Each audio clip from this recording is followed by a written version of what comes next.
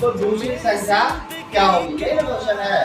तो दूसरी संख्या के लिए सबसे पहले आप लिखेंगे माना कि दूसरी संख्या बराबर x।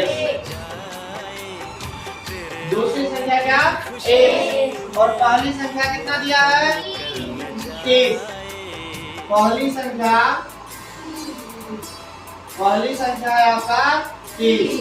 अब ध्यान दीजिए यहाँ पर लिखना है प्रश्न से दो संख्याओं का गुणनफल।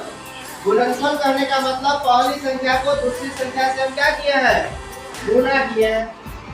पहली संख्या और दूसरी संख्या का आपस में जब गुणा करेंगे तब ना गुणनफल आएगा। तो लिखिएगा पहली संख्या गुणे दूसरी संख्या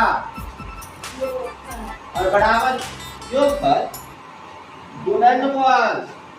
गुणा करने पर क्या प्राप्त होता है, गुणनफल। गुणनफल का लिखाएगा, योगफल लिखाएगा हो। अब सुनिए पहली संख्या क्या है 30, दूसरी संख्या क्या माने हैं x। आप x के जगह कोई भी चर मान सकते हैं।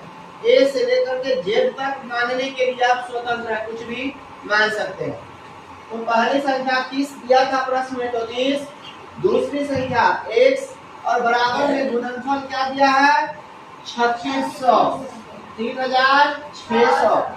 काटना चाहिए तो आप 0 से 0 यहाँ काट सकते हैं, बशर्ते बीच में बराबर का चिन्ह होना चाहिए और यहाँ एक तरफ गुना होना चाहिए। यहाँ अगर प्लस माइनस रहेगा तब नहीं कटेगा।